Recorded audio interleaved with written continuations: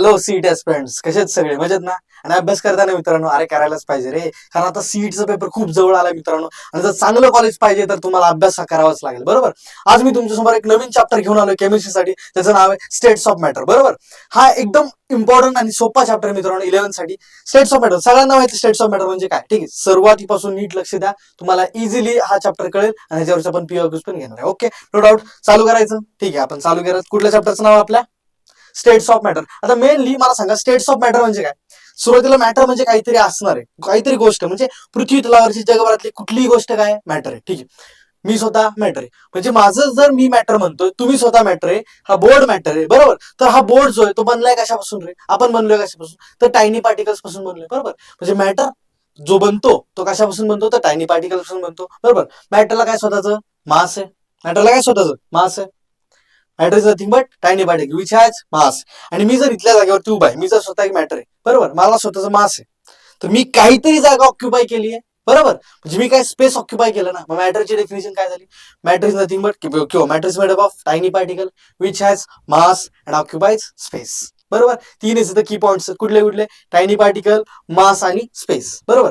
Matter has 3 state. कुठल्या कुठल्या 3 state रे? सांगा मला. गॅसेस स्टेट आहे, सॉलिड स्टेट आहे आणि लिक्विड स्टेट आहे. आपण 8वी 9वी 10वीला हे शिकलोय रे. तेच फक्त आता थोडंसं डीप मध्ये शिकायचंय, एवढंच फक्त ह्या चॅप्टर मध्ये फरक दिसेल तुम्हाला, बरोबर? आता मेनली 3 स्टेट्स आहेत. कुठल्या कुठल्या? सॉलिड, लिक्विड आणि गॅस. समोर बघा बरं, चॅप्टर मध्ये दिले आपल्याला स्टेट्स ऑफ मॅटर. कुठल्या कुठल्या स्टेट्स आहेत? सॉलिड, लिक्विड आणि गॅस. दिसतंय सगळ्यांना? हा, मॅटरची डेफिनेशन काय Sangli? Matter is nothing but tiny particle. हे डेफिनेशन वेगळी दिली, तुमच्या पुस्तकात पण वेगळी दिलेली असेल, बघा बरं समोर. दिसतंय सगळ्यांना? ओके. हा, आता हा जो मॅटर दिसतो म्हणजे हे सॉलिड, लिक्विड, गॅस जे सॉलिडचे एक्झाम्पल तुम्हाला दिसतंय काय? आईस, बरोबर? आईस म्हणजे कोण झाला? सॉलिड. यस. लिक्विड फॉर्म जे दिसतंय ते कोण झालं? वॉटर. आणि गॅसेस म्हणजे वॉटर वेपर दिसतंय ते काय झाले? गॅस. म्हणजे हे 3 फेज आहेत, सॉलिड, लिक्विड, गॅस. आता ह्या चॅप्टर मध्ये आपण ओनली गॅसेस स्टेटचा आणि थोडासा लिक्विड स्टेटचा स्टडी करतोय, बरोबर? म्हणजे गॅसेस स्टेटसाठी हा चॅप्टर बनलेला आहे, states of matter. Liquid solution तुम्हाला चॅप्टर आहे, तो तुम्हाला 12वीला पण आहे, बरोबर? सॉलिड स्टेट चॅप्टर आहे, तुम्हाला 12वीला पण आहे. त्यामुळे ह्या चॅप्टर मध्ये आपण पर्टिक्युलरली गॅसेस स्टेटचा जास्त प्रमाणामध्ये स्टडी करणार आहे. समोर लक्ष द्या. हा, गॅसेस स्टेट आपण बघूयात. ठीक आहे, सॉलिड, लिक्विड, गॅस. मॅटर समजून. मॅटर म्हणजे काय? पृथ्वी तलावरची जगभरातली कुठलीही गोष्ट काय मॅटर आहे, बरोबर? मी स्वतः काय मॅटर आहे, बोर्ड काय मॅटर, म्हणजे काही जे दिसतंय ते तुम्हाला मॅटर दिसते. ते बनलंय कशापासून? टायनी पार्टिकल पासून बनलंय, नो डाऊट. ओके, जर आपण बघितलं ते जर टायनी पार्टिकल आहे, ते सॉलिड फॉर्म मध्ये जरी आहे किंवा ते लिक्विड फॉर्म मध्ये तरी आहे किंवा गॅसेस फॉर्म मध्ये आहे, जे दिसतंय आपल्याला हवा दिसते का? नाही, पण ते पण गॅसेस म्हणजे वन काइंड ऑफ मॅटरच आहे, बरोबर का? लक्षात आलं? समोर हे क्लिअर सगळ्या एकदम बेसिक गोष्टी. मॅटर म्हणजे मॅटर 3 स्टेट, सॉलिड, लिक्विड आणि गॅस. Okay, no doubt. जाऊयात समोर आपण. हा, पुढे गेल्यानंतर मी काय सांगितलं तुम्हाला? 3 स्टेट. मेनली किती स्टेट आहेत? 3. सॉलिड, लिक्विड आणि गॅस. त्याचं आपण फक्त कंपॅरिझन बघतो. हे तुम्हाला ऑलरेडी माहिती आहे मित्रांनो, एकदम इझी आहे, फक्त तुम्हाला सांगणं गरजेचं आहे. पार्टिकल्स, सॉलिडचे जे पार्टिकल्स आहेत, बरोबर? सॉलिडचे जे पार्टिकल ते कसे असतात? स्ट्रॉंगली अटॅच असतात. कशासाठी असतात? स्ट्रॉंगली अटॅच, बरोबर? Tightly packed. कसे? Tightly packed. आणि लिक्विड, लिक्विड थोडस काय टाइटली असणार, थोडंसं रॅन्डम असणार, किंवा लूजली पॅक, थोडंसं लूजली पॅक असणार, बरोबर? As compare to solid. सॉलिडचे कसे? टाइटली पॅक आहेत. लिक्विडचे कसे? लूजली पॅक आहेत. आणि तर कसे? रॅन्डम, एकदम इंडिपेंडेंट. इकडं तिकडे गॅसेस मॉलिक्युल दिसतात का? इकडं तिकडे गेलेले, बरोबर? लूजली म्हणजे independent gases molecule. Okay, no doubt. हा, ह्याचा जो शेप आहे, कोणाचा शेप आहे? सॉलिडचा. तो कसा असतो? फिक्स असतो. म्हणजे कुठलीही गोष्ट घ्या, सॉलिड बघा, फिक्स शेप आहे, बरोबर? पाणी, लिक्विड फॉर्म मध्ये गेलो आपण. पाणी कशावरती डिपेंड? आपण जो ग्लास घेतला, आपण जी बॉटल घेतली, तर बॉटलवरती त्याचा शेप डिपेंड आहे ना. लिक्विड फॉर्म आपल्याला माहिती आहे, पण त्या शेप जो आहे त्याचा, तो त्या पर्टिक्युलर त्या ग्लासवरती किंवा त्या बॉटलवरती डिपेंड आहे ना, बरोबर का? ह्याचा शेप कसा आहे? फिक्स नाहीये. ह्याचा तर गॅसेसचा नसणारच आहे, बरोबर? गॅस हवामध्ये, त्याचा शेप फिक्स थोडीच आहे ना, फिक्स थोडी नाही. कंटेनर घेतला, त्यामुळे जर गॅस भरला तर आपण त्याला मानू शकतो की फिक्स आहे बाबा, बरोबर? व्हॉल्यूम फिक्स असणार आहे, ह्याचा व्हॉल्यूम फिक्स असणार आहे, ह्याचा व्हॉल्यूम फिक्स नसणार आहे, कारण गॅसेसचा व्हॉल्यूम थोडीच हवेमध्ये, गॅसेसचा व्हॉल्यूम त्या कंटेनरवरती डिपेंड आहे ना, बरोबर की नाही? हा, लिक्विडचा व्हॉल्यूम बघा, फिक्स आहे. पर्टिक्युलर लिक्विड म्हणजे आपण एखाद्या जार मध्ये पाणी घेतलं तर त्या जारचा व्हॉल्यूम असतं, लिक्विडचा व्हॉल्यूम, बरोबर ना? सॉलिडचा तर व्हॉल्यूम असतं. रिजिडिटी, ह्याची रिजिडिटी हाय असणार, ह्याची लेस आणि निग्लिजिबल असणार. ओके, हे तुम्हाला दिसतंय बघा इकडं. सॉलिड म्हणजे आईस आहे, इथं लिक्विड म्हणजे पाणी काहीतरी असणार, गॅसेस म्हणजे हवेमध्ये जे दिसतं ते गॅसेस फॉर्म असणार, बरोबर? आता मला सांगा, त्यातला इंटरमॉलिक्युलर फोर्स ऑफ अट्रॅक्शन असणार. सॉलिड मध्ये जो फोर्स ऑफ अट्रॅक्शन तो कसा आहे? जास्त आहे. तो कसा आहे? जास्त आहे, कारण ते टाइटली अटॅच आहेत, स्ट्रॉंगली अटॅच आहेत, बरोबर? As compare to liquid state. आणि लिक्विड मध्ये थोडंसं, लिक्विड मध्ये थोडंसं इंटरॅक्शन काय झालं? फोर्स ऑफ अट्रॅक्शन कमी झाला. ऍज कम्पेअर टू सॉलिड मध्ये, बरोबर. नंतर गॅसेस फॉर्म मध्ये अजून लांब गेला म्हणजे अजून कमी झाला इंटरमॉलिक्युलर फोर्स ऑफ अट्रॅक्शन. दोन मॉलिक्युल्स मधला फोर्स ऑफ अट्रॅक्शन काय झाला, कमी झाला. म्हणजे हे पण फोर्स बघितलं, फोर्स कसा सगळ्यात स्ट्रॉंग आहे, नंतर इंटरमिडिएट, नंतर सगळ्यात वीक कुठं ह्याच्यामध्ये गॅसेस फॉर्म. आता फ्लुइडिटी म्हणजे काय, थोडक्यात लिक्विडचा फॉर्म असतात. इथं काय चान्सेस नाही कारण सॉलिड आहे ना सगळं, फ्लुइडिटी मध्ये काय चान्स नाही. इथं थोडीशी फ्लुइडिटी बनू शकते, इथं पण गॅसेस मध्ये फ्लुइडिटी बनू शकते, बरोबर. नंतर डेन्सिटी वगैरे हे सगळे कॉमन पॉईंट्स आहेत, बरोबर. कायनेटिक एनर्जी जर बघितली, कायनेटिक एनर्जी कशी असणार सॉलिड मध्ये सगळ्यात कमी, इंटरमिडिएट सगळ्यात हाय कुठं असणार आहे, गॅसेस फॉर्म मध्ये सगळ्यात हाय असणार आहे. Okay, no doubt. एक्झाम्पल दिले तुम्हाला सगळ्यांना माहिती आहे, हवेत दिसते ऑक्सिजन, कार्बन डायऑक्साईड, नायट्रोजन, हे सगळं गॅसेस मॉलिक्युल्स, बरोबर. ते आपण कशात घेणार, गॅसेस मध्ये घेणार एक्झाम्पल, बरोबर. No doubt. ऑल फ्लुइड्स म्हणजे जे लिक्विड्स तुम्हाला सगळे दिसतात ते कशात असणार आहेत, लिक्विड फॉर्म मध्ये असतात ऑब्विसली, फ्लुइड्स, ऑल फ्लुइड्स. हा, आणि जे क्रिस्टलाइन किंवा अमॉर्फस सॉलिड आहेत, क्रिस्टलाइन म्हणजे जे क्रिस्टल मध्ये दिसतात किंवा अमॉर्फस सॉलिड ते काय असणार आहेत, एक्झाम्पल असणार आहे सॉलिड साठी. Okay, no doubt. इथपर्यंत क्लिअर आहे सगळ्यांना. जाऊयात पुढे. पुढे गेलो. पुढे काय दिसतंय, इंटरमॉलिक्युलर फोर्सेस. आता इंटरमॉलिक्युलर जर बघायचं झालं, इंटरमॉलिक्युलर दोन मॉलिक्युल्स मधला जो फोर्स आहे, बरोबर. इंटरमॉलिक्युलर फोर्स म्हणजे दोन मॉलिक्युल मधला फोर्स. ओके, इंटरमॉलिक्युलर फोर्स काय, intermolecular force the attraction and repulsion forces. म्हणजे दोन मॉलिक्युल्स मधला अट्रॅक्टिव्ह किंवा रिपल्सिव्ह फोर्स, जवळ येण्याचा फोर्स किंवा लांब जाण्याचा, जवळ येण्याचा किंवा लांब जाण्याचा फोर्स, बरोबर. दोन between molecules influence physical properties, substance and weaker than the forces, बरोबर, विद इन द मॉलिक्युल. म्हणजे सांगायचं होतं असं आहे, इंटरमॉलिक्युलर फोर्सेस दोन मॉलिक्युल्स मधला जो फोर्स आहे तो एकतर स्ट्रॉंग असेल किंवा वीक असेल, काय मला माहिती नाही, पण तो एकतर अट्रॅक्टिव्ह असेल किंवा रिपल्सिव्ह असेल, बरोबर. मग तेच इंटरमॉलिक्युलर फोर्स आपण बघतोय. आता त्याचे टाइप्स किती आहेत बघा, मेनली डायपोल इंटरॅक्शन आहे, त्यासोबत आयन डायपोल इंटरॅक्शन आहे, डायपोल इंड्यूस डायपोल आहे, लंडन डिस्पर्शन फोर्स आहे आणि हायड्रोजन बॉन्डिंग. हे सगळे आपण टाइप्स इंडिव्हिज्युअली बघतोय. समोर बघा, इंडिव्हिज्युअली आपण एक एक बघणार आहे नक्की काय किती टाइप्स, टोटल 5 आहेत इंटरमॉलिक्युलर फोर्सचे टाइप्स. Okay, no doubt. बघायचं समोर. बघूयात. आता पहिला कोण आहे, डायपोल इंटरॅक्शन. पहिला कोण आहे, डायपोल इंटरॅक्शन, बरोबर. तुम्हाला डायपोल म्हणून कन्सेप्ट माहिती असेल. डायपोल म्हणजे काय, mu is equal to q into d किंवा आपण लेंथ पण मारू शकतो, आर पण मारू शकतो, क्यू इंटू डी. म्हणजे काय, क्यू म्हणजे काय, चार्ज, आणि डी म्हणजे लेंथ, पॉझिटिव्ह आणि निगेटिव्ह चार्ज मधली लेंथ. ओके, आता सांगायचं मुद्दा असेल मित्रांनो, हा जो क्लोरीन आहे, हा जो हायड्रोजन, ठीक आहे, हा डायपोल आहे. मग दोघांमध्ये डायपोल मधले जे झालेले इंटरॅक्शन म्हणजे निगेटिव्ह चार्ज वाला जो आहे, मोर चार्ज डेन्सिटी टुवर्ड्स क्लोरीन काय, मोर चार्ज डेन्सिटी जास्त आहे, बरोबर. मग क्लोरीन काय करतो, हायड्रोजन आपल्याकडे ओढतो का, हायड्रोजनला क्लोरीन ओढतो, मला सांगा. समोर बघा, बरोबर. चार्ज कुणाकडे असते, क्लोरीन कसा आहे, निगेटिव्ह. मग हायड्रोजन स्वतः कोणाकडे जाणार आहे, निगेटिव्ह वाल्याकडे जाणार, म्हणजे कुणाकडे, क्लोरीन वाल्याकडे जाणार. मग ह्यांच्यामध्ये जे इंटरॅक्शन झालं, हा पण डायपोल म्हणजे हा पॉझिटिव्ह चार्ज वाला, हा निगेटिव्ह चार्ज वाला, बरोबर. ह्यांच्यामधला चार्ज असणार तो म्हणजे डायपोल म्हणजे असणार आहे म्यू. चार्ज काय असणार, म्यू म्हणजे क्यू काय आहे, चार्ज. दोघांमध्ये पॉझिटिव्ह निगेटिव्ह चार्ज असेल, आणि दोघांमधलं डिस्टन्स जे असणार ते आपण त्याला काय म्हणणार आपण, डिस्टन्सला डी किंवा लेंथ, बरोबर. म्हणजे mu is equal to q into d, बरोबर. हा, HCl मॉलिक्युल मधलं हे बघितलं आपण, डायपोल इंटरॅक्शन म्हणजे काय, दोघांमधलं इंटरॅक्शन जे काय होते, अट्रॅक्शन होते, रिपल्शन होते, जे इंटरॅक्शन होते. म्हणजे हा एच कोण असणार आहे, पॉझिटिव्ह वाला, हा कोण असणार आहे, निगेटिव्ह वाला. म्हणजे ह्यांच्यामध्ये जो फोर्स ऑफ अट्रॅक्शन असणार आहे, जे बॉन्डिंग बनणार आहे, जे बॉन्ड बनणार आहे, आयन्स फॉर्म होणार आहेत, आयन्स फॉर्म मुळे ते बॉन्डिंग बनणार, पार्शियली चार्ज हा डेव्हलप होणार आहे. तर डेव्हलप झालेलाच काय आपण डायपोल, हा एक डायपोल आहे आणि हा एक डायपोल आहे. डायपोल आणि डायपोल म्हटलं झालेलं इंटरॅक्शन म्हणजेच काय झालं, डायपोल. हा, तर हा पार्ट क्लिअर आहे मित्रांनो. समोर जाऊयात आपण. हा, ओके.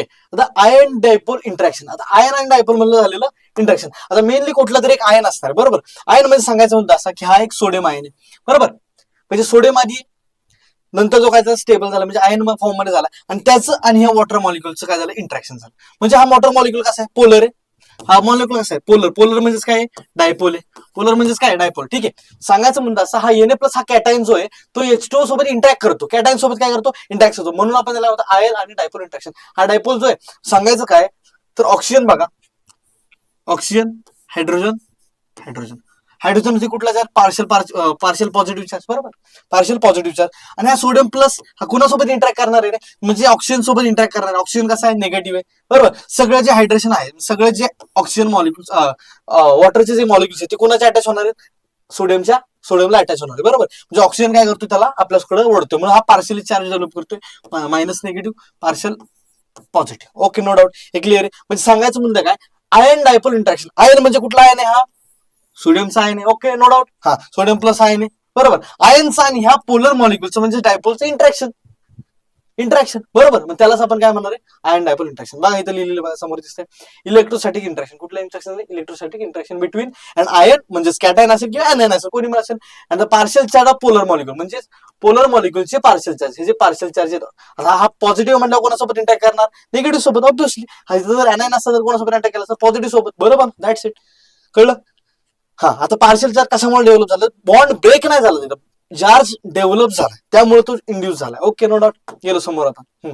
नेक्स्ट आहे डायपोल इंड्यूस डायपोल इंटरॅक्शन, म्हणजे डायपोल इंड्यूस डायपोल इंटरॅक्शन. आता सांगायचा मुद्दा बघा काय, इथे एक तुम्हाला दिसतोय पोलर मॉलिक्युल. कुठला पोलर मॉलिक्युल दिसतोय? पोलर मॉलिक्युल दिसतोय, बरोबर. त्याचं नाव आहे NH3 अमाइन, बरोबर. आता ह्याच्यावरती पार्शियल निगेटिव्ह चार्ज, ह्याच्यावरती पार्शियल पॉझिटिव्ह चार्ज. आता ह्याच्यासोबत मी एक नॉन पोलर घेतला, म्हणजे बेन्झिन रिंग घेतली, बेन्झिन घेतलं, बरोबर, जो की नॉन पोलर मॉलिक्युल आहे. पोलर आहे का? नाही, नॉन पोलर मॉलिक्युल, बरोबर. आता ज्या वेळेस नायट्रोजन ह्या पोलर मॉलिक्युल आपल्याकडे, नॉन पोलर मॉलिक्युल आपल्याकडे ओढतो, बरोबर. आता ओढताना माझ्याकडे मला एक सांगा, हा निगेटिव्ह म्हणजे कुठल्या तरी पॉझिटिव्हला ओढणार आहे, आपल्याकडे इंटरॅक्ट करणार आहे, बरोबर. ओढल्यानंतर यांच्यामध्ये एक बॉन्ड फॉर्मेशन, ज्याला आपण डॉटेड लाईन दाखवतो, बरोबर. आता इथं काय झालं, पार्शियल चार्ज डेव्हलप झाला. हा निगेटिव्ह न ओढलाय ना, पॉझिटिव्ह वाल्याकडे झाला, पार्शियल चार्ज डेव्हलप झाला, बरोबर. पार्शियल पॉझिटिव्ह, पार्शियल निगेटिव्ह, पण कोणासोबत? नॉन पोलर मॉलिक्युल सोबत, बरोबर. म्हणजे काय, polar molecule non polar molecule आपल्याकडे ओढतो, आणि इथं काय झालं, चार्ज इंड्यूस झाला ना. चार्ज काय झाला? इंड्यूस झाला, म्हणजे इंड्यूस डायपोल, डायपोल इंड्यूस झालं, नॉन पोलर मॉलिक्युलचं डायपोल इंड्यूस झालं, बरोबर. म्हणजे डायपोलचं, म्हणजे पोलर मॉलिक्युलचं आणि नॉन पोलर मॉलिक्युलचं, म्हणजे इंड्यूस झालेल्या डायपोलचं इंटरॅक्शन, म्हणजेच आपण त्याला काय म्हणणार, dipole induce dipole interaction. That's it. बघा इथे समोर, dipole induce dipole interaction is weak attraction. आता हे वीकच अट्रॅक्शन आहे ना, इथं नॉन पोलर मॉलिक्युल सोबत करतो, म्हणजे वीक अट्रॅक्शन आहे ना, स्ट्रॉंगली थोडीच अट्रॅक्ट करणार नाही ना. हा, बरोबर. Occurs when polar molecule, polar molecule हा परमनंट डायपोल आहे, बरोबर. इंड्युसेस टेम्पररी डायपोल, इंड्युसेस टेम्पररी, हा इंड्यूस झाला, टेम्पररी डायपोल इंड्यूस झाला ह्याच्यामुळे, बरोबर.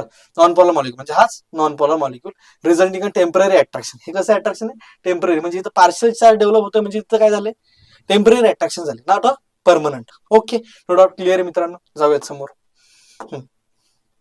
हा, आता समोर बघा, लंडन डिस्पर्शन फोर्स. ह्याच्या आधी काय बघितलं, डायपोल डायपोल म्हणजे पोलर मॉलिक्युल आणि पोलर मॉलिक्युल सोबत इंटरॅक्शन बघितलं, बरोबर. ह्याच्या आधी बरं अजून एक पॉईंट होता, तो काय होता, dipole and dipole induce interaction, dipole and induce dipole interaction, बरोबर. म्हणजे एक पोलर मॉलिक्युल होता, दुसरा काय होता, नॉन पोलर मॉलिक्युल होता. आता दोन्ही पण नॉन पोलर मॉलिक्युल, आता दोन्ही कसे नॉन पोलर मॉलिक्युल, म्हणजे जे इंटरॅक्शन होणार आहे ते नॉन पोलर मध्ये आणि नॉन पोलर मध्येच होणार. बघा, नॉन पोलर मध्ये आणि नॉन पोलर मध्ये होणार. म्हणजे सपोज मानून चाललं की ह्याच्यामध्ये एक पॉईंट मेन्शन केलाय, intermolecular forces among the non polar molecules or individual items, Nobel gases very interesting. कुठले गॅसेस आहेत? Nobel gas. जसं की मानून चाललं की हेलियम. काय हेलियम कसा आहे? नोबेल गॅस, बरोबर. आता नोबेल गॅस सांगायचा मुद्दा असा की तो कोणासोबत इंटरॅक्ट होत नाही, कोणासोबत बॉन्डिंग करत नाही, तरी पण तो नोबेल गॅस, बरोबर. म्हणजे सांगायचं काय, एका कंटेनर मध्ये मी नोबेल गॅस जो आपला हेलियम आहे तो कंप्रेस करून भरला. आता मला सांगा, गॅसेसचे मॉलिक्युल इकडे तिकडे जाणार, बरोबर, पण कंप्रेस करून भरल्यानंतर तो कोणासोबत तरी बॉन्डिंग करणार आहे ना. म्हणजे हा नॉन पोलर मॉलिक्युल कुठल्या कोणासोबत बॉन्डिंग करणार, याची सोबत, म्हणजे नॉन पोलर सोबत इंटरॅक्शन करणार, काहीतरी बॉन्ड फॉर्मेशन होणार आहे, कुठला तरी फोर्स ऑफ अट्रॅक्शन लागणार आहे, जो फोर्स लागणार आहे नॉन पोलर आणि नॉन पोलर मॉलिक्युल मध्ये, त्यालाच आपण काय म्हणणार, London dispersion force. That's it मित्रांनो. कळलं? एक्झाम्पल दिले बघा, तुमच्या पुस्तकात पण दिले. आणि ह्याच्यामध्ये नॉन पोलर मॉलिक्युल म्हणजे डायपोल मुवमेंट असते, ते काय असते रे, झिरो असते ना. डायपोल मुवमेंट कसे असते? झिरो असते. झिरो डायपोल मुवमेंट कशी आहे, कारण नॉन पोलर मॉलिक्युल म्हटलं डायपोल मुवमेंट असणार झिरो. That's it. एक्झाम्पल दिलं बघा तुमच्या पुस्तकामध्ये. ओके, गेलो आपण समोर. हा, हायड्रोजन बॉन्डिंग सगळ्यात महत्वाचं बघा, हायड्रोजन बॉन्डिंग. आता मेनली जे हायड्रोजन बॉन्डिंग, जसं डायपोल डायपोल मध्ये इंटरॅक्शन होतं, जसं डायपोल डायपोल मध्ये इंटरॅक्शन होतं, पण जर हायड्रोजन आला तर ते झालं हायड्रोजन बॉन्डिंग. That's it. आता मेनली त्याचे दोन टाईप, इंटरमॉलिक्युलर. इंटरमॉलिक्युलर म्हणजे काय, दोन मॉलिक्युल्सच्या मध्ये झालेलं इंटरमॉलिक्युलर बॉन्डिंग, एज बॉन्डिंग असं, बरोबर. नंतर इंट्रामॉलिक्युलर म्हणजे विदिन वन मॉलिक्युल, एकाच मॉलिक्युल मध्ये जे बॉन्डिंग होतं, एज बॉन्डिंग, त्याला आपण काय म्हणतो, इंटरमॉलिक्युलर. आणि दोन मॉलिक्युल मध्ये जे होतं त्याला आपण म्हणतो इंटरमॉलिक्युलर. ओके, हा, काय सांगितलं बघा, hydrogen bonding, electrostatic force of attraction between positively polarize hydrogen, म्हणजे पॉझिटिव्ह पोलर हायड्रोजन असतं, हायड्रोजन ऑलवेज पॉझिटिव्ह असतं, बरोबर, atom. One of the molecule highly electronegative, म्हणजे जो इलेक्ट्रोनेगेटिव्ह असतो ना, हाय इलेक्ट्रोनेगेटिव्ह, बरोबर, त्याच्यासोबत atom which may be negative charge, म्हणजे फ्लोरीन असेल, क्लोरीन असेल, कुठलाही असेल, बरोबर. म्हणजे हायड्रोजन बॉन्डिंग पॉझिटिव्ह आला, आणि त्यासोबत असणारा फ्लोरीन जो की मोर इलेक्ट्रोनिगेटिव्ह, त्यासोबत झालेलं bonding, that is H bonding. That's it. Hydrogen bonding mainly दोन टाइप्स हायड्रोजन बॉन्डिंग आहे, किंवा ऑक्सिजन असेल, कुठला पण असेल इलेक्ट्रोनिगेटिव्ह ऍटम, बरोबर. बघूयात एक एक करून आपण समोर. हा, पहिला आहे कुठला, इंटरमॉलिक्युलर. इंटरमॉलिक्युलर म्हणजे काय, किती मॉलिक्युल असणार आहे, 2 मॉलिक्युल असणार बघा समोर. हा, आता मला सांगा एका कंटेनर मध्ये मी काय घेतलं, HF मॉलिक्युल घेतलं, HF चं मॉलिक्युल घेतलेलं आहे. तर मला सांगा HF चं मॉलिक्युलचं सोल्युशन असेल किंवा गॅसेस सोल्युशन असेल बरोबर, तर त्यामध्ये number of HF molecules, number of किती आहेत HF मॉलिक्युलचे गॅसेस बरोबर. हा, तर इथं जो HF मॉलिक्युल आहे ह्याच्यामध्ये फोर्स ऑफ अट्रॅक्शन हा बॉन्ड बनलेला बरोबर. फोर्स ऑफ अट्रॅक्शन म्हणजे ह्याच्यावरती असणारे डेल्टा पॉझिटिव्ह चार्ज, ह्याच्यावरती असणारे डेल्टा निगेटिव्ह, ह्या दोघांमध्ये काय बॉन्डिंग आहे, हा झाला माझे HF बॉन्डिंग बरोबर. ह्याच्या शेजारी लगेच हा दुसरा आहे, H काय पॉझिटिव्ह चार्ज, F काय पार्शियली निगेटिव्ह चार्ज बरोबर. आता सांगायचा मुद्दा असा आहे मित्रांनो की ह्याच्यामध्ये जो फ्लोरीन दिसतोय तुम्हाला काय, तर हा फ्लोरीन ह्या हायड्रोजनला पण आपल्याकडे अट्रॅक्ट करतोय ना बरोबर का नाही. म्हणजे फ्लोरीनचं इलेक्ट्रोनेगेटिव्ह मोर इलेक्ट्रोनेगेटिव्ह ऍटम बरोबर, हा हायड्रोजन सोबत ह्या बॉन्डिंग करतोयच, पण हा जो फ्लोरीन आहे तो इथल्या हायड्रोजनला पण अट्रॅक्ट करतो. म्हणजे दोन, इथे एक एचएफचा मॉलिक्युल, इथे एक एचएफचा मॉलिक्युल बरोबर. ह्या एचएफ सोबत बॉन्डिंग आहे, इथं पण एचएफ सोबत बॉन्डिंग आहे, पण हा जो फ्लोरीन ऍटम आहे तो इथल्या हायड्रोजनला पण आपल्याकडे अट्रॅक्ट करतोय ना. म्हणजे झालेलं काय, हे विदिन 2 मॉलिक्युल, म्हणजे हा सेपरेट मॉलिक्युल आहे आणि हा सेपरेट मॉलिक्युल आहे, तर ह्या दोघांमध्ये इंटरमॉलिक्युलर फोर्स ऑफ अट्रॅक्शन झालं, इंटरमॉलिक्युलर फोर्स ऑफ अट्रॅक्शन झालं विदिन 2 मॉलिक्युल, विदिन किती आहेत, 2 मॉलिक्युल बरोबर. आणि हायड्रोजन आपल्याकडे होते म्हणजे हायड्रोजनचा तिथे पार्ट आला म्हणून आपण त्याला काय intermolecular force, intermolecular hydrogen bonding बरोबर. म्हणजेच काय, एच बॉन्डिंग इन H2 असेल किंवा NH3 असेल below solid in donate covalent म्हणून त्यांनी सांगितलं असं डॉटेड आपण त्याला डोनेट करतो बरोबर. इथं बघा खाली दिले, वरती दिलं HF वाला, खाली दिलंय H2 वाला बरोबर. समोर बघा परत सांगतो मी, इथं HF मॉलिक्युल आहे, इथं पण HF मॉलिक्युल आहे बरोबर, 2 सेपरेट मॉलिक्युल आहेत. इंटरमॉलिक्युलर मध्ये काय सीन होतो, हा फ्लोरीन जो आहे मोर इलेक्ट्रोनेगेटिव्ह, हा ह्या हायड्रोजन सोबत अटॅच आहे, पण ह्याला जी इलेक्ट्रोनेगेटिव्ह असल्यामुळे हा ह्या हायड्रोजन सोबत काय करणार आहे, अट्रॅक्शन निर्माण करणार आहे. अट्रॅक्शन म्हणजे फोर्स ऑफ अट्रॅक्शन म्हणजे काय, बॉन्ड, म्हणजे डॉटेड लाईन मी दाखवलं पण ऍक्च्युअल मध्ये बॉन्ड फॉर्म होणार आहे का नाही, पण त्याच intermolecular force of attraction hydrogen bond झालेला प्रक्रियेला आपण काय म्हणणार आहे, intermolecular hydrogen bond, that's it बरोबर. हा सेम इथं बघा H2 चे मॉलिक्युल्स आहेत, म्हणजे हा वॉटर मॉलिक्युल आहे H2O, हा पेन दिसतंय का, दुसरा पेन यूज करू बघा ना, दुसरा पेन यूज करतो, हा येलो पेन यूज करतो बघा. ऑक्सिजन आहे, हायड्रोजन हायड्रोजन बरोबर. ऑक्सिजन वरती 2 पेअर आहेत, याच्यावरती डेल निगेटिव्ह चार्ज आहे बरोबर, डेल निगेटिव्ह चार्ज. आता सांगायचं म्हणता हा जो लोन पेअर आहे बरोबर, तो लोन पेअर कुणाला अट्रॅक्ट करतो, इलेक्ट्रॉन रिच आहे ना, मग हा कुणाला अट्रॅक्ट करणार, हायड्रोजनला अटॅक म्हणजे आपल्याकडे ओढल्यानंतर यांच्यामध्ये कुठला झाला, एक डॉटेड लाईन आपण बॉन्ड दाखवला, ज्याला म्हणतो आपण इंटरमॉल, म्हणजे हा हायड्रोजन H2 सेपरेट मॉलिक्युल, हा H2 सेपरेट मॉलिक्युल आहे, इंटरमॉलिक्युलर हायड्रोजन बॉन्डिंग. म्हणजे हायड्रोजनला काय केलं, आपल्याकडे ओढलं, कोणी ऑक्सिजनला ओढलं, ह्यांच्यामध्ये एक डॉटेड लाईन जो बॉन्ड बनतोय त्याला आपण काय म्हणणार, हायड्रोजन बॉन्ड. पण विदिन 2 मॉलिक्युल, 2 मॉलिक्युल म्हणजे काय म्हणणार, इंटरमॉलिक्युलर हायड्रोजन बॉन्डिंग बरोबर. हायड्रोजन बनवलेलं म्हणजे हा पण पोलर आहे, हा पण पोलर आहे, हा पण पोलर आहे, हा पण पोलर, कळलं. डायपोल पण हायड्रोजन आला तिथे काय म्हणणार, इंटरमॉलिक्युलर हायड्रोजन बॉन्डिंग, संपला विषय, कळलं, क्लिअर आहे. सेम NH3 दिसतंय का बघा, नायट्रोजन ओढणार आहे, दॅट्स इट बरोबर. जाऊयात पुढं. हा, आता इंट्रामॉलिक्युलर म्हणजे काय, एकच मॉलिक्युल असणार, किती असणार आहे, एकच मॉलिक्युल. म्हणजे बघा इथं दिलाय इथिलीन ग्लायकोल दिलाय, इथिलीन ग्लायकोलचं स्ट्रक्चर तुमच्या समोर आहे बरोबर. हा, तर इथं जो ऑक्सिजन दिसतोय याच्यावरती पार्शियल निगेटिव्ह चार्ज आहे का, तर हा ह्याच्यावरती जे लोन पेअर आहेत ते कुणाला अट्रॅक्ट करणार, ह्या हायड्रोजन बस तो बॉन्डिंग आहेच, पण इथल्या हायड्रोजन म्हणजे एका मॉलिक्युल असल्यामुळे ह्या बॉन्डिंग म्हणजे इथल्या हायड्रोजनला तो आपल्याकडे अट्रॅक्ट करणार म्हणजे बॉन्ड फॉर्म करण्याची शक्यता आहे म्हणजे डॉटेड लाईन आपण त्याला काय आपण एकाच मॉलिक्युल मध्ये झाले म्हणजे इंट्रामॉलिक्युलर हायड्रोजन आल्यामुळे काय, एच बॉन्डिंग संपला विषय, एच बॉन्डिंग, कळलं. इंट्रामॉलिक्युलर एच बॉन्डिंग विदिन 1 मॉलिक्युल, एकाच मॉलिक्युल मध्ये ऑक्सिजन मोर इलेक्ट्रॉनिक असल्यामुळे त्या समोरच्या म्हणजे ह्यातल्याच जवळ असलेला हायड्रोजन आपल्याकडे अट्रॅक्ट करतो, फोर्स ऑफ अट्रॅक्शन म्हणजेच काय, बॉन्ड तयार करण्याची क्षमता त्याच्याकडे असते, मग तो बॉन्ड फॉर्म करायला बघतो, म्हणून ह्याच्यावरती बॉन्ड तयार तर करत नाही, मग ह्याच्यावरती पार्शियल पॉझिटिव्ह चार्ज डेव्हलप, ह्याच्यावरती पार्शियल निगेटिव्ह चार्ज डेव्हलप झाला बरोबर. दॅट काइंड ऑफ म्हणजे विदिन 1 मॉलिक्युल म्हणजे काय असणार, इंट्रामॉलिक्युलर. 2 मॉलिक्युल म्हणजे काय असणार, इंटरमॉलिक्युलर, 2 मॉलिक्युलच्या मध्ये, दॅट्स इट, कळलं. बघा 3D स्ट्रक्चर दिलं इथं खाली, ऍक्च्युअल मध्ये असं बॉन्डिंग तयार होतं, डॉटेड लाईन दाखवलं बरोबर ना. इथे H2 चं मॉलिक्युल आहे, सॉरी इथिलीन ग्लायकोल, इथे इथिलीन ग्लायकोल बरोबर, दॅट्स इट. जाऊया समोर. आता कंपॅरिझन दिले, इंटरमॉलिक्युलर फोर्सचं कंपॅरिझन दिलंय. आयन डायपोल आहे, डायपोल आहे, लंडन डिस्पर्शन आहे, हायड्रोजन बॉन्ड बरोबर. आयन डायपोल म्हणजे काय, एक आयन असणार आहे, दुसरा कोण असणार आहे, डायपोल असणार म्हणजे पोलर मॉलिक्युल असतं बरोबर. Occurs between ions and polar solvents बरोबर. आयन म्हणजे एक आयन्स असणार आहे, आयन असणार, दुसरा असणार पोलर मॉलिक्युल म्हणजे डायपोल असणार आहे. त्यांची स्ट्रेंथ दिली तर 10 to 15 किलो जूल पर मोल, मॉडरेट बरोबर. नेक्स्ट आहे डायपोल. डायपोल म्हणजे दोन्ही पण काय असणार आहे, पोलर मॉलिक्युल असतात. दोन्ही पण काय असणार आहेत, पोलर मॉलिक्युल असतात. बरोबर. आता लंडर निष्कर्ष म्हणजे दोन्ही काय असणार आहेत, नॉन पोलर मॉलिक्युल. दोन्ही पण काय नॉन, म्हणजे ऑल मॉलिक्युल्स मध्ये पण हे अप्लाय होतं. Stain depend on size and polarization. बरोबर. Occurs between. हा, नंतर हायड्रोजन बॉन्डिंग. हायड्रोजन बॉन्डिंग मध्ये कोण प्रेझेंट पाहिजे, हायड्रोजन प्रेझेंट पाहिजे. बरोबर. हायड्रोजन प्रेझेंट म्हणजे बघा, एच मध्ये हायड्रोजन प्रेझेंट आहे, OH मध्ये हायड्रोजन प्रेझेंट आहे, NH मध्ये हायड्रोजन. जिथं हायड्रोजन प्रेझेंट असेल आणि डायपोल डायपोल असेल तिथं काय होणार आहे, हायड्रोजन बॉन्डिंग इंट्रामॉलिक्युलर किंवा इंटरमॉलिक्युलर. समजलं समजलं समजलं. हे सगळं कंपॅरिझन दिले बघा इंटरमॉलिक्युलर फोर्सेस. जाऊयात नेक्स्ट स्लाइडला आपण. हा, मेनली आता काय कॅरेक्टरिस्टिक्स प्रॉपर्टीज ऑफ गॅसेस. गॅसेसच्या प्रॉपर्टीज तिथे सांगितल्यात फक्त, ते तुमच्या पुस्तकांमध्ये तुम्हाला ऑलरेडी माहिती आहेत. बरोबर. एकदम इझी मित्रांनो, बघा एकदा वाचलं तर तुम्हाला लक्षात येते. Gases are lighter and low density. Lighter म्हणजेच काय, लाइटर म्हणजे हलकं, लाइटर इन वेट. बरोबर. And it have low density. Density कशी आहे त्याची, कमी, म्हणजे त्याला मासच काय नाही, हवेतच, म्हणजे आपण म्हणतो कमी लाइटर अँड हवेत उडते कुठं पण, हवाच काय गॅसेस म्हणजेच काय, lighter and low density. Density कशी आहे, खूप कमी आहे. बरोबर. लक्षात. They have no fix shape. त्याला फिक्स शेप नाहीये, म्हणजे ज्या कंटेनरमध्ये आपण त्याला भरतोय तर तोच त्याचा काय असणार shape. They have no fix shape और व्हॉल्यूम. व्हॉल्यूम पण नाही, ज्या कंटेनरमध्ये आपण भरतोय त्याचाच तो काय असणार आहे, व्हॉल्यूम असणार आहे. बरोबर. फिलिंग द कंटेनर म्हणजे कंटेनरवरती डिपेंड आहे ना. That's it. हा, गॅसेस मॉलिक्युल मूव्ह रँडमली. रँडमलीच मूव्ह होतात ना. समोर दिसतंय तुम्हाला ऑक्सिजन मॉलिक्युल इथे, हायड्रोजन मॉलिक्युल इथे, ते दिसतंय का तुम्हाला, पण मूव्ह रँडमली. कुठं पण रँडमली ते इकडे तिकडे फिरत आहे. बरोबर. Random move randomly.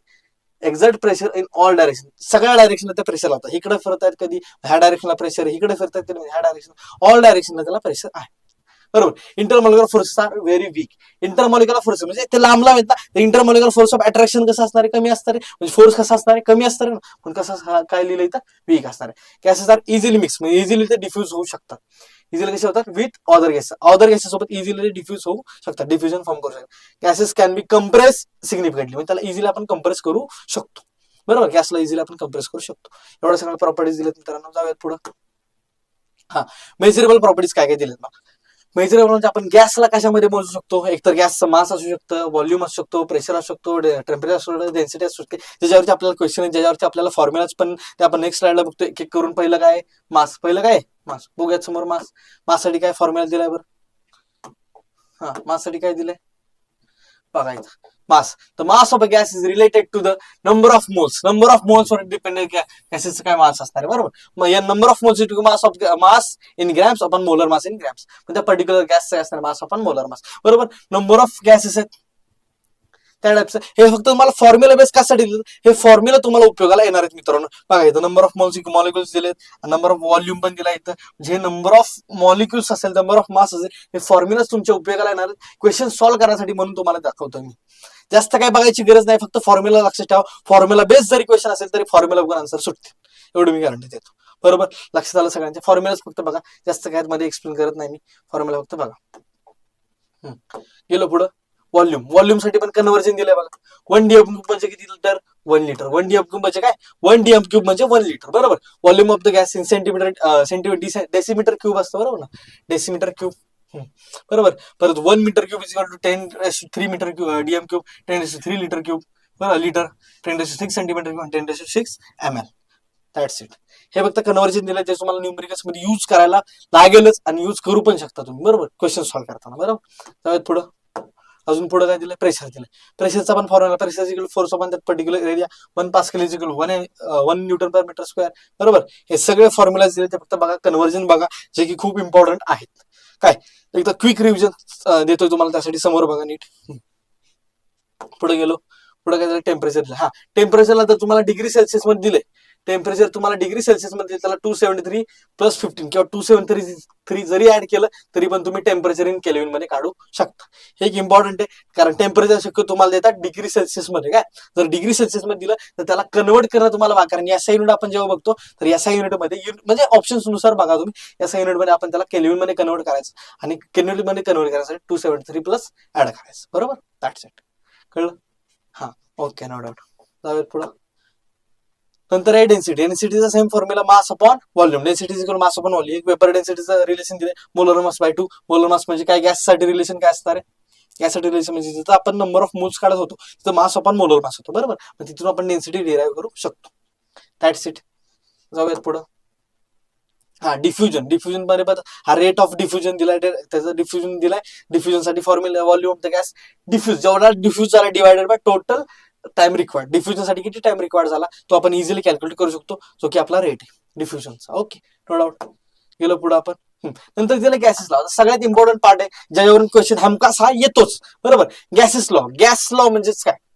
Gases law a set of rule that describe how gases behave, म्हणजे गॅसेस कसे बिहेव करतात त्याच्या कंडिशन नुसार, under different conditions, under different condition, म्हणजे गॅसेस कसे बिहेव करतात डिफरंट कंडिशन वरती, रिलेटिंग विथ देअर प्रेशर असेल, व्हॉल्यूम असेल, टेम्परेचर असेल आणि अमाऊंट ऑफ गॅस असतील, म्हणजेच काय नंबर ऑफ मोल्स असेल. Amount of gas, pressure, volume, temperature, प्रत्येक गॅस डिफरंट कंडिशन कसा बिहेव करतो हे आपण ह्या लॉज मध्ये बघणार. कुठले लॉज आहेत बघा, 5 लॉज. एक तर Boyle's law, Charles law, Gay-Lussac's law, Avogadro's law आणि डाल्टन्स लॉ, हे सगळे लॉ त्याच्यावरती एक ना एक तरी क्वेश्चन हमखास आलेला आहे मित्रांनो, आणि इथून पुढे पण येण्याची शक्यता इम्पॉर्टंट आहे. परत एकदा सांगतोय, नीट बघायचं पुढे, बरोबर. बघू आपण एक एक करून. पहिला कुठला आहे रे? पहिला आहे बॉयल्स लॉ. बॉयल्स लॉ मध्ये रिलेशन दिलं बघा, प्रेशर व्हॉल्यूम रिलेशनशिप, प्रेशर आणि व्हॉल्यूमचं रिलेशनशिप तुम्हाला ऑलरेडी माहिती आहे. स्टेटमेंट दिले for a fix mass number of moles, number of moles कसे फिक्स आहेत of a gas at constant temperature. Temperature कसं आहे रे? Constant temperature, number of moles fix आहेत आणि नंबर टेम्परेचर कसं आहे? कॉन्स्टंट आहे, बरोबर. Pressure of the gas is inversely proportional to the volume, inversely proportional to the volume, म्हणजे ह्यांनी काय सांगितलं बॉयल्स लॉ मध्ये, pressure is inversely proportional to the volume at constant काय, number of moles and temperature is constant, number of moles and temperature is constant. हे दोन्ही constant आणि pressure is inversely proportional to the volume, म्हणजे बघायचं एक experiment केला. Pressure दोन्हीकडे काय बघा, इथं समोर इथं कंटेनर दिसतो तुम्हाला, वरून एक पिस्टन मी समोर लावलं, वरून काय केलं, वरून एक पिस्टन लावलं, पिस्टनवरून मी काय केलं, फोर्स अप्लाय केला, प्रेशर अप्लाय केलं त्या पर्टिक्युलर एरियावरती, फोर्स अप्लाय केला त्या पर्टिक्युलर एरियावरती, प्रेशर लावलं. आता प्रेशर लावल्यानंतर पिस्टन काय गेला, खाली गेला. आता खाली गेल्यानंतर मला सांगा, गॅस कंप्रेस किंवा ते लिक्विड असेल गॅस असेल ते कंप्रेस झालं, म्हणजे व्हॉल्यूम काय झाला, कमी झाला. म्हणजे जेवढं मी प्रेशर जास्त लावतोय तेवढं व्हॉल्यूम काय होतंय, कमी होतोय. म्हणजे प्रेशर आणि व्हॉल्यूम मध्ये काय डिफरन्स आहे, जेवढं मी जास्त प्रेशर लावतोय तेवढं व्हॉल्यूम काय होतंय, कमी. सुरुवातीला बघा प्रेशर काहीच नाही, व्हॉल्यूम जास्त, बरोबर. प्रेशर जर मी वाढवलं, प्रेशर लावलं, व्हॉल्यूम काय झाला, कमी. व्हॉल्यूम कमी झाला ना रे, इथं बघा अजून प्रेशर लावलं, कमी झाला. म्हणजे प्रेशर जास्त आहे, व्हॉल्यूम 1 लिटर, बरोबर. प्रेशर 2, वाढवलं प्रेशर, व्हॉल्यूम कसा झाला, हाफच झाला, बरोबर. प्रेशर अजून वाढवलं, व्हॉल्यूम अजून हाफ झाला. टेम्परेचर कॉन्स्टंट आहे, खाली बघा 298 केल्विन प्रेशर कसं आहे, टेम्परेचर कसं आहे, कॉन्स्टंट आहे. जेवढं मी जास्त प्रेशर लावतोय तेवढा व्हॉल्यूम काय होतोय, कमी होतोय. म्हणजे pressure is inversely proportional to the volume. That's it. एवढं फक्त बॉयल्स लॉ आपल्याला सांगितले, जे की तुम्हाला न्यूमेरिकल्स मध्ये उपयोगाला पडू शकतं आणि इथून पुढे पण लागणार आहे. त्यामुळे बघा समोर अजून पुढे काय. हा, नंतर मॅथमॅटिकल एक्सप्रेशन हेच दिलं. आता मॅथमॅटिकल एक्सप्रेशन का तुम्हाला सांगतो, त्याच्यावरचे क्वेश्चन तुम्हाला सोडवावे लागतील, म्हणून P1 V1 is equal to P2 V2 लक्षात ठेवा. P1 V1 is equal to P2. पण नंबर 2 गॅसेस घेतले, बरोबर. इन्व्हर्सली प्रोपोर्शनल आहे, हे तुम्हाला ऑलरेडी माहिती आहे मित्रांनो. प्रोपोर्शनॅलिटी काय साइन काढलं, कॉन्स्टंट आला. आता कॉन्स्टंट आला तर पी इकडे डिवाइड, व्ही इकडे डिवाइडला, इकडे आल्यावर मल्टिप्लाय आला, बरोबर. हे झालं K1 साठी. तसं मी सेम दुसऱ्या गॅससाठी पण काढू शकतो, P1 V1 is equal to P2 V2. That's it. हे आपण कॉन्स्टंटली इक्वेशन काढलं. आलं लक्षात, आलं लक्षात मित्रांनो. ठीक आहे, जाऊयात पुढे. पुढे गेलो. हा, ग्राफिकल रिप्रेझेंटेशन दाखवले बघा. ग्राफिकल रिप्रेझेंटेशन बघा, कारण ह्याच्यावरची पण क्वेश्चन येऊ शकतात ना, आहे का नाही. हा, तर इथं बघा, प्रेशर जिथं जास्त, इन्व्हर्सली प्रोपोर्शनल सगळ्या माहिती. प्रेशर जिथं जास्त आहे तिथं व्हॉल्यूम कसा आहे, व्हॉल्यूम कसा आहे, व्हॉल्यूम कसा आहे, कमी ना, बरोबर. परत प्रेशर, परत दिलं बघा, इथं व्हॉल्यूम कसा आहे, कमी. व्हॉल्यूम कसा आहे, अरे जास्त आहे ना व्हॉल्यूम. व्हॉल्यूम कसा आहे इथं जास्त, 1 2 3, आपण इथं 10 पण लिहिलं. व्हॉल्यूम जास्त, प्रेशर कसं आहे, कमी. म्हणजे इन्व्हर्सली प्रोपोर्शनल. टेम्परेचर कॉन्स्टंट, पण T1 T2 T1 हे 3 याला आपण काढलेलं आहे, बरोबर. 3 टेम्परेचरला आपण काढलेलं आहे. 290 असेल, 300 असेल, 320 असेल, बरोबर. हा, जाऊयात पुढं. अजून एक व्हॉल्यूम दिला, पीव्हीचा ग्राफ दिला, टेम्परेचर टेम्परेचर व्हॅरी केलं तर पीव्ही तर कसा आलाय, कॉन्स्टंट आला ना. PV is equal to constant आहे, मग कॉन्स्टंट येणार, फक्त टेम्परेचर व्हॅरी करणार, बरोबर ना. That's it. एवढं ग्राफ वरती तुम्हाला सांगतोय. अजून एक दिले बघा, 1/V आणि पीचा ग्राफ दिला. 1/V आणि पीचा ग्राफ दिला. 1/V म्हणजे as it is 1/V is equal to P, P is equal to 1/V, म्हणजे सांगायचं काय, कॉन्स्टंट मध्ये आलेलं त्यामुळे सांगतो, बरोबर. नेक्स्ट, हा, Boyle's law in terms of density. आता डेन्सिटी वरती पण तुम्हाला एखादा क्वेश्चन येऊ शकतो. डेन्सिटी बद्दल मी सगळे फॉर्म्युलाच का सांगतो, फॉर्म्युला एकदा रिवाइज करून देतो. हे सगळे फॉर्म्युला तुम्हाला त्याच्यावरती क्वेश्चन आलेले आहेत मित्रांनो, त्यामुळे तुम्हाला परत सांगतो. Density is equal to mass upon volume, बरोबर. हे रिलेशन आपल्याला घेतले, volume is equal to K/P. बरोबर. के बाय पी फक्त टाकायचं आणि डिरेक्टली आन्सर काढायचं. बघा इथे समोर दिलंय का? इथं दिलेलं नाहीये, पण तुम्ही काढू शकता इझिली. बरोबर ना? इझिली काढू शकता, त्यात काय एवढं मोठं लॉजिक नाहीये. इझी आहे मित्रांनो, खूपच सोपं आहे. चॅप्टर पण इझी आहे, त्यामुळे तुम्हाला इझी सुटला पाहिजे. काय क्वेश्चन एक पण गेला नाही पाहिजे बाय. हा, नेक्स्ट दिलाय चार्ल्स लॉ. कुठला दिलाय? Charles law. आता चार्ल्स लॉ मध्ये कोणाचं रिलेशन आहे रे? टेम्परेचरचं आणि व्हॉल्यूमचं रिलेशन आहे. टेम्परेचरचं आणि व्हॉल्यूमचं रिलेशन काय सांगितलं? Temperature state that constant pressure. आता इथं कॉन्स्टंट कोण आहे? प्रेशर कॉन्स्टंट आहे. Volume of the gas, volume of the gas is directly proportional to the absolute temperature. Volume of the gas directly proportional to absolute temperature. Measured in kelvin. Kelvin मध्ये आपण समजा degree Celsius मध्ये दिले, तर आपण त्याला kelvin मध्ये कसं करणार? प्लस 273. ओके. हा, काय सांगितलं? Volume of the gas directly proportional to temperature. एवढंच रिलेशन दिलं या ठिकाणी. बरोबर ना? हा, कॉन्स्टंट काय रे? प्रेशर काय? कॉन्स्टंट. प्रेशर काय? Constant. That's it. Pressure constant आहे. Volume of the gas directly proportional to volume. बरोबर. इथे एक क्वेश्चन दिलाय बघा. हा, काय एक्झाम्पल मध्ये सांगितले. इथे काय? प्रेशर बघा. प्रेशर काय? प्रेशर इथं किती दिले? 180 180. प्रेशर कॉन्स्टंट आहे दोन्हीकडे. सेम प्रेशर आपण अप्लाय केलं. प्रेशर सेम अप्लाय केल्यानंतर टेम्परेचर काय झालंय? वाढले. व्हॉल्यूम काय झालाय? वाढलाय. व्हॉल्यूम वाढलाय, टेम्परेचर काय झालंय? वाढले. बरोबर. म्हणजे काय झालं? व्हॉल्यूम डायरेक्टली प्रोपोर्शनल, टेम्परेचर वाढलं, व्हॉल्यूम पण वाढला, म्हणजे डिरेक्टली प्रोपोर्शनल. That's it. तर कमी झाला असतं तर इन्व्हर्सली असतं. That's it. आलं का लक्षात? व्हॉल्यूम आपण temperature is equal to constant. एवढं आपण इक्वेशन लिहिलं. डिरेक्टली नाही तर मल्टिप्लाय म्हणलं, इकडं काय ना डिवाइडला ना आलं ना, तिकडे डिवाइडला. एवढं फक्त लक्षात ठेवा. पुढे जाऊयात. हा, हे परत ग्राफ दिलाय बघा. ग्राफ नीट बघा. प्रेशर बघा. बरोबर. नेक्स्ट गेलो पुढं. हा, अजून एक ग्राफ दिलाय. प्रेशर आणि टेम्परेचर ग्राफ दिलाय. हे फक्त ग्राफिकल बघा, जास्त ह्याच्यावरती क्वेश्चन नाहीयेत, पण ऍटलीस्ट तुमच्या लक्षात आलं पाहिजे. बरोबर. कुठला व्हॉल्यूम मोठा आहे, कुठला छोटा आहे. हा, नंतर दिला ॲव्होगाड्रोज लॉ. ॲव्होगाड्रोज लॉ. आता ॲव्होगाड्रो लॉ मध्ये काय रिलेशन दिलं? Volume amount of gas relation. म्हणजे व्हॉल्यूम आणि अमाऊंट ऑफ गॅस म्हणजे नंबर ऑफ मोलचं रिलेशन दिलंय. अमाऊंट ऑफ गॅस म्हणजे काय? Number of moles. किती नंबर ऑफ मोल्स अमाऊंट आहे. बरोबर. Volume is directly proportional to the number of moles. बरोबर. म्हणजे व्ही बाय एन काय असणार आहे? Constant. Sorry, V by N is equal to constant at constant temperature आणि प्रेशर. टेम्परेचर आणि प्रेशर काय आहे? कॉन्स्टंट. म्हणजे volume of the gas is directly proportional to the number of moles किंवा amount of the gas. That's it. एवढंच दिलं relation. जास्त काय मध्ये बघायची गरज नाही, फक्त तुम्हाला लक्षात ठेवायचं एवढंच. कॉन्स्टंट काय? टेम्परेचर आणि प्रेशर कॉन्स्टंट या ठिकाणी. गेलो आपण पुढं. आता मेनली तुम्हाला एक शॉर्ट मध्ये सांगतो मी कसं लक्षात ठेवायचं. काय नीट बघा इकडे समोर. लक्षात कसं ठेवायचं? Mainly ABC great. काय लिहिलं मी? ABC great. Okay. Avogadro's law, Boyle's law, Charles law आणि गेलो-स्टोक्स लॉ. बरोबर. हा, पुढे इकडे लिहिलं मी एन काय लिहिणार? टी, इथे लिहिणार पी, इथे लिहिणार व्ही. NTPV आणि इथे लिहिलं ABCG. ओके. आता थोडं आपण डिफरन्स करू इझिली, म्हणजे तुम्हाला कळेल नीट.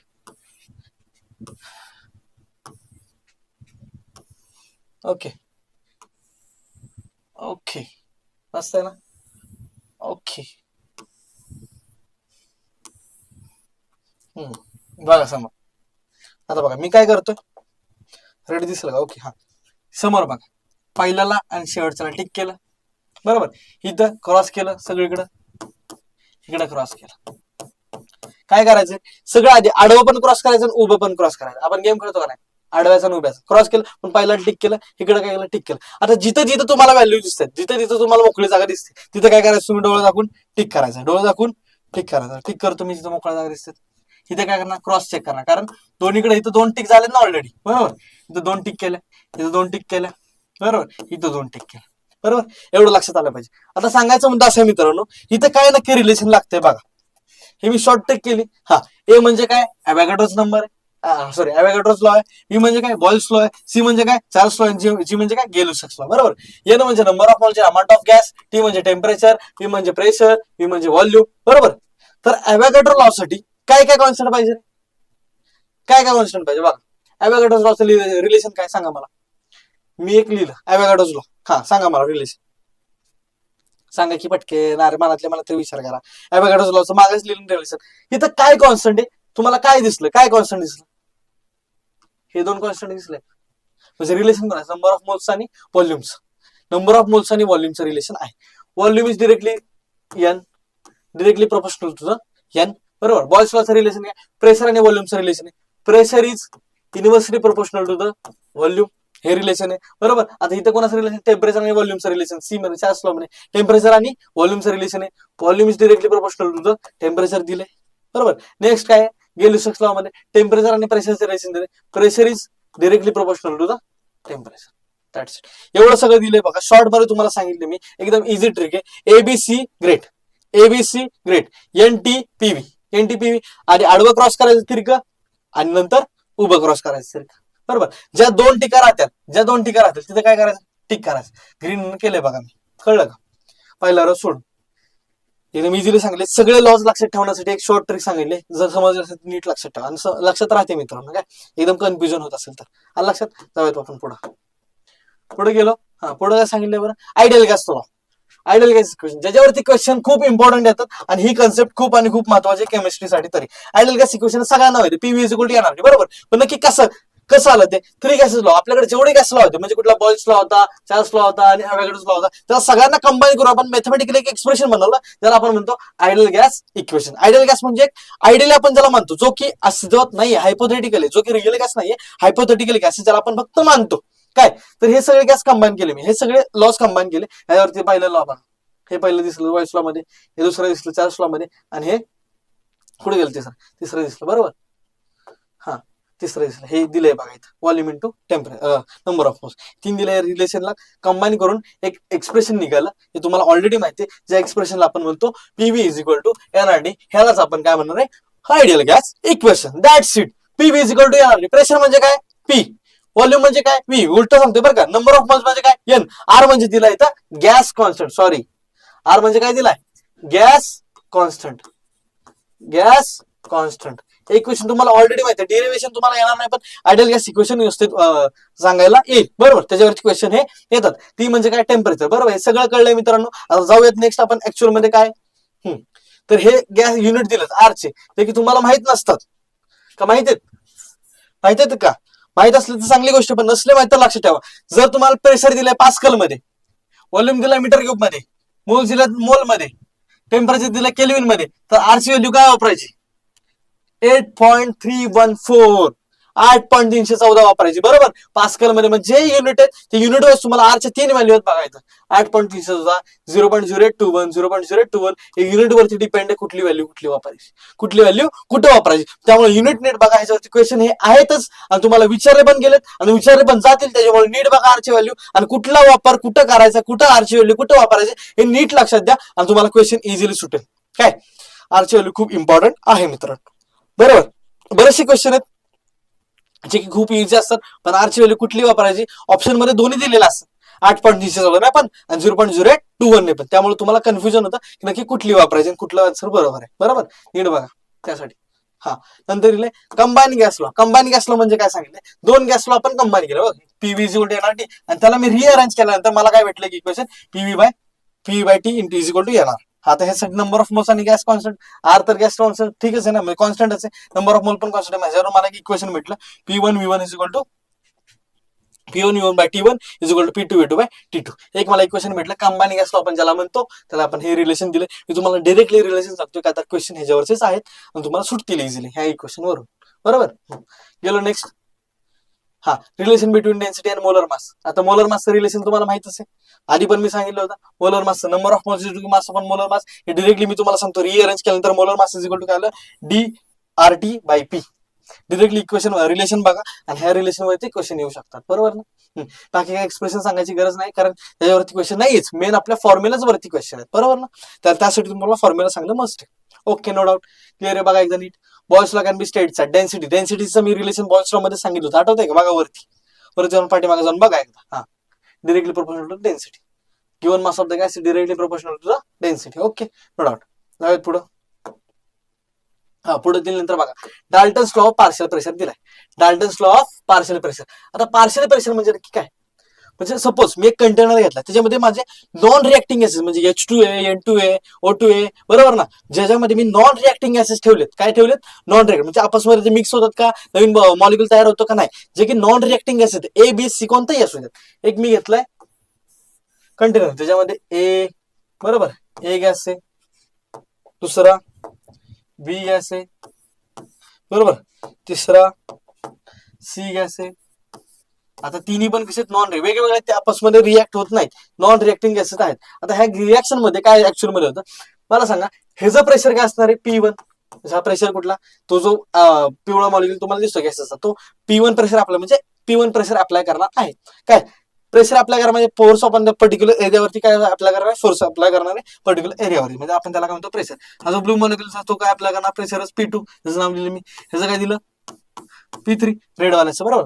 म्हणजे हे जे नॉन रिॲक्टिंग गॅसेस ते आपसमध्ये एकमेकांवरती कोलिजन करतात. त्यासोबत साईडची जी भिंत आहे, वॉल आहे, त्या वॉलवरती पण काय करतात, त्या बिकरच्या वॉलवरती पण काय करतात, आपटतात, कोलॅड होतात, बरोबर. त्याच्यावरती प्रेशर अप्लाय करतात, बरोबर. आणि प्रेशर अप्लाय केल्यामुळे ते दडकून परत रिटर्न येतात. अलग लक्षात. हा, तर ते नॉन रिॲक्टिंग जे गॅस ते आपसमध्ये प्रेशर अप्लाय केल्यानंतर मला सांगा अख्ख्या कंटेनरचं माझं प्रेशर काय असेल, PT is equal to total pressure is equal to P1 plus P2 is equal to P3, बरोबर ना. सगळ्यांचं प्रेशर असणार आहे, टोटल नंबर ऑफ गॅसेस जेवढे ते सगळ्यांचं काय असणार आहे, प्रेशर असणार आहे. आपण त्यालाच काय म्हणतो, डाल्टन्स लॉ पार्शियल प्रेशर, एवढंच आहे बघा. पण त्यावेळेस काय पाहिजे, व्हॉल्यूम आणि टेम्परेचर कॉन्स्टंट पाहिजे. बघा इथं रिलेशन दिलंय, P total is equal to कळलं. आणि असे जेवढे गॅसेस ते सगळ्यांची ऍडिशन इथे दिले. This law is applicable for only those gases do not react chemically. Chemical ते रिॲक्ट होत नाही, म्हणजे काय म्हणतो आपण त्याला, नॉन रिॲक्टिंग गॅसेस आहेत, बरोबर. Pressure exerted on the individual gas, म्हणजे इंडिव्हिज्युअल गॅसवरती प्रेशर एक्झर्टेड आणि mixture of two is more gases called a partial pressure. त्याला दिलं आपण पार्शियल प्रेशरचं नाव, बरोबर. At constant. इथं बघा अजून एक डायग्राम दिला, डायग्राम मध्ये तुम्हाला इझिली कळेल. प्रेशर दोन्ही आपण कंबाईन केले, सेपरेट P1 आणि P2 दोन सेपरेट आहेत. ह्याला आपण जर कंबाईन केलं, कंबाईन मध्ये काय येणार, pressure is equal to PT is equal to total pressure P1 plus P2. Non reacting gases mix होणार, बरोबर. मिक्स झालं म्हणजे नवीन बॉन्ड केमिकल फॉर्म नाही होणार, नवीन मॉलिक्युल पण नाही बनणार, पण ते आपसमध्ये रिॲक्ट न करता प्रेशर त्याचं वाढवणार, म्हणजे टोटल प्रेशर वाढवणार, दोघांचा इंडिव्हिज्युअली सेपरेट प्रेशरचं ऍडिशन. कळलं का, कंबाईन केल्यानंतर. That's it. पुढे गेल्यानंतर काय, पार्शियल प्रेशर आणि मोल फ्रॅक्शनचं रिलेशन दिलं. काय पार्शियल प्रेशर आणि मोल फ्रॅक्शन हे आपण डिरेक्टली काढलं. मी तुम्हाला डायरेक्ट फॉर्म्युला सांगतो.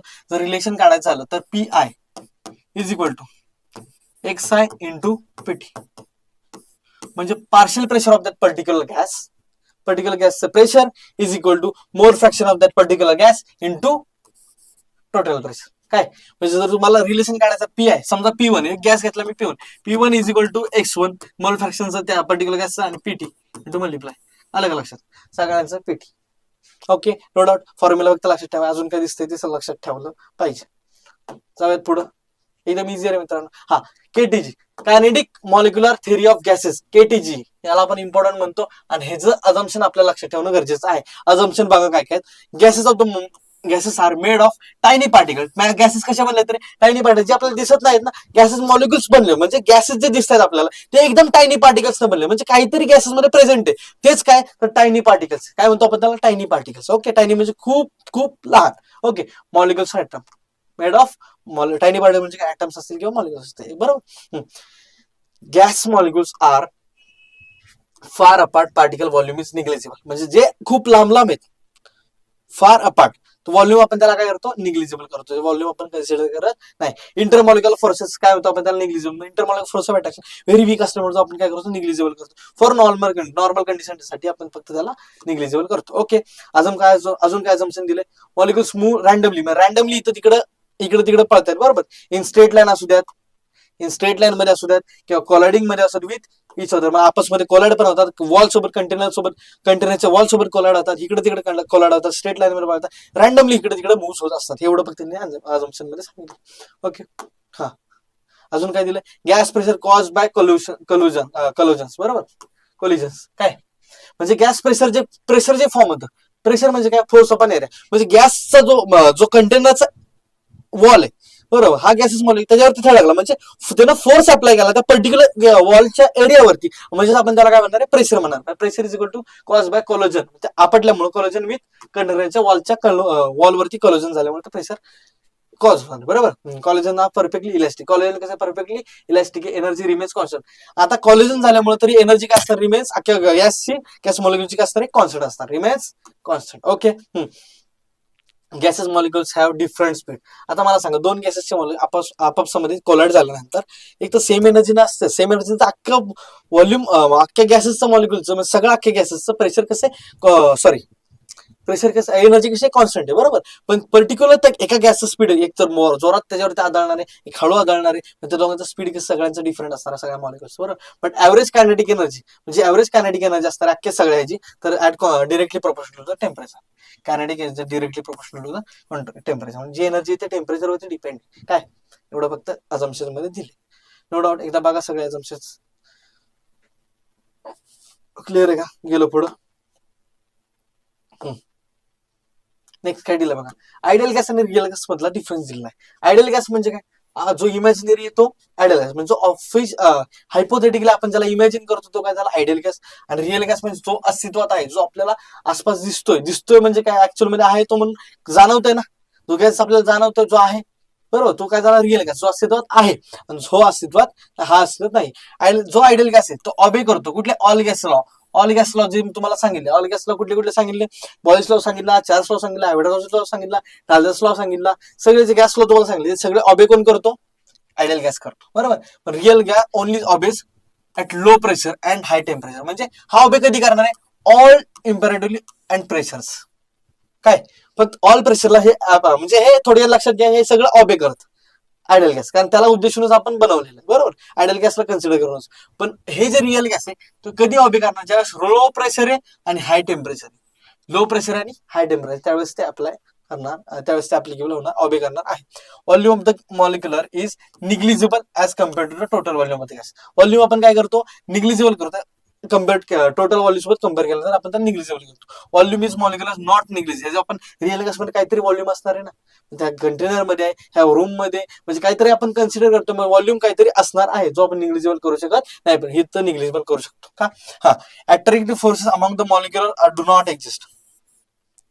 Attractive forces among the molecular do not exist though ideal gas मध्ये एक्झिस्टच करत नाही ना अट्रॅक्शन बरोबर. Attractive forces among the molecular do exist particular high pressure. कधी एक्झिस्ट करणार, हाय प्रेशर आणि लो टेम्परेचरला फक्त एक्झिस्ट करणार आहे attractive force. Okay no doubt. ऑबेच इक्वेशन आता आपण बघितलं आयडियल गॅस इक्वेशन म्हणजे आयडियल गॅस इक्वेशन हे ऑबे करणार, हे फॉलो करणार, पी इक्वल टू एनआरटी. पण वंडर वॉल्यूम जे इक्वेशन आहे म्हणजे हे रिअल गॅस साठी ऑबे करणार आहे. बघा एकदा समोर आयडियल गॅस साठी ते कुठल्या कशासाठी, रिअल गॅस साठी.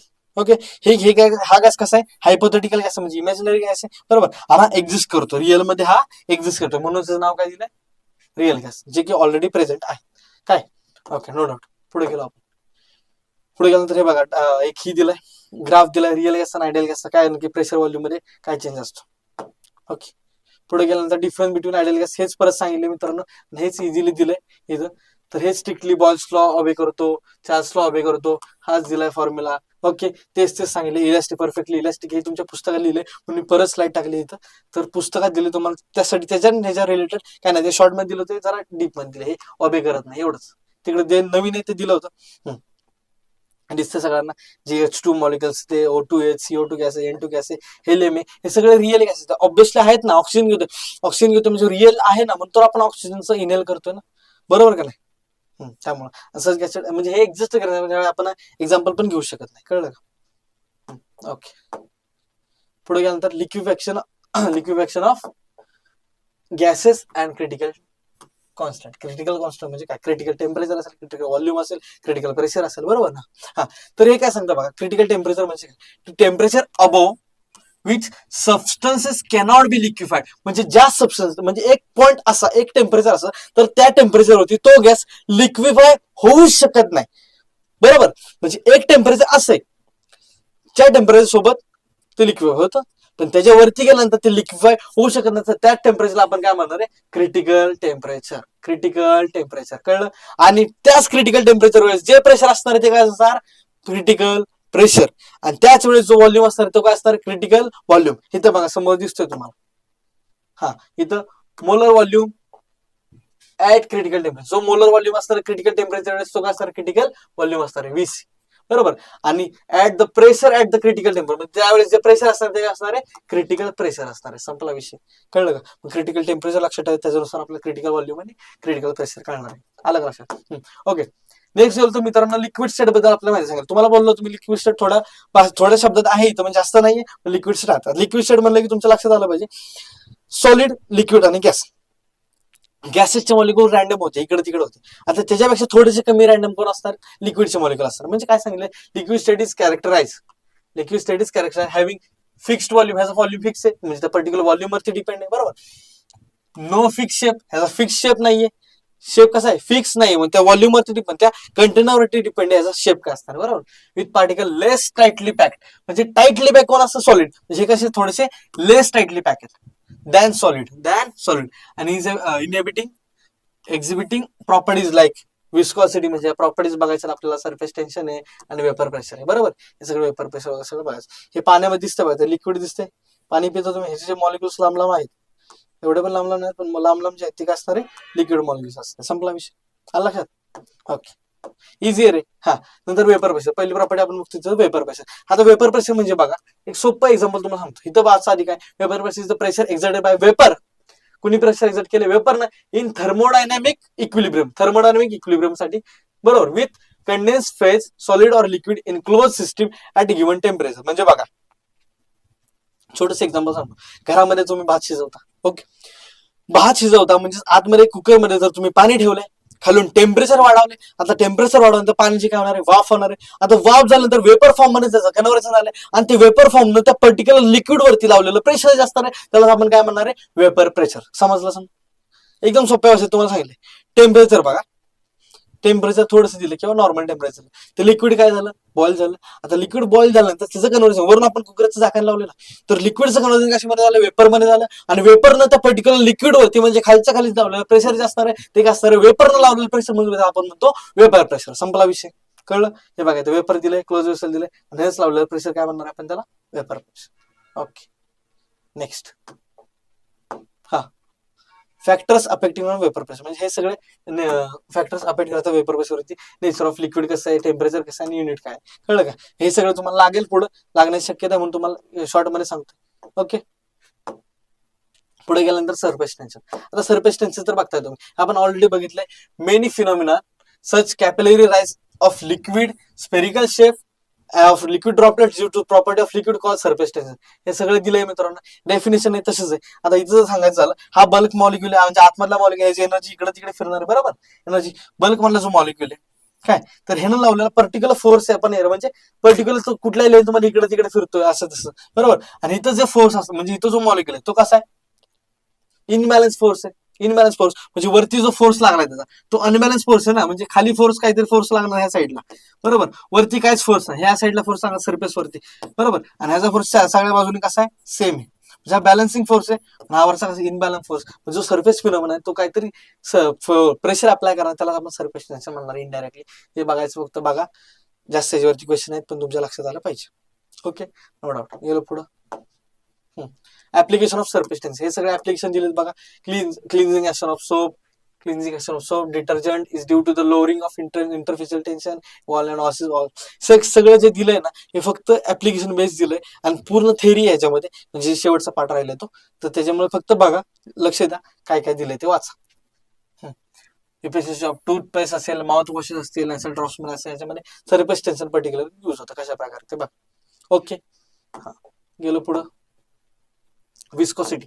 आता विस्कोसिटी म्हणलं की काय, विस्कोसिटी म्हणलं की तुमच्या लक्षात आला पाहिजे विस्कस पदार्थ कुठला तरी. ओके, विस्कस पदार्थ म्हणजे बघा, हनी म्हणजे आपलं मध, ठीक आहे, तो विस्कस पदार्थ आहे. हा, तो जर आपण इन्क्लाइन पेन वरती गेला तर तो विस्कस आहे, म्हणजे तो कुठल्या फ्लोने येतोय खाली, त्याची फ्लो ऑफ डायरेक्शन काय, त्याचे फ्लो ऑफ डायरेक्शन म्हणजे काय, थोडक्यात तो स्लोली येणार आहे ना. पाणी जर आपण विस्कस बघितलं, पाणी कमी विस्कस आहे, काय विस्कस सगळ्या माहिती, विस्कस फ्लुइड रेजिस्टन्स, तो थोडक्यात आहे रेजिस्टन्स ऑफ फ्लो, म्हणजे फ्लो मध्ये आलेला काहीतरी रेजिस्टन्स आलाय, फ्लो मध्ये काहीतरी रेजिस्टन्स आलाय, त्याला आपण काय म्हणणार, विस्कॉसिटी. म्हणजे तो एकदम स्लोली काय येतोय, तर काहीतरी रेजिस्टन्स मध्ये येतोय ना, काहीतरी रेजिस्टन्स मध्ये येतोय, त्याच्यामुळे काय म्हणणार आपण त्याला, from internal friction. Internal friction मध्ये काहीतरी रेजिस्टन्स येणार, त्यामुळे बिटवीन लेयर्स इन मोशन, जे लेयर्स असणार मोशन मध्ये त्याच्यामध्ये. ओके, आणि measurable by coefficient of viscosity, coefficient of viscosity.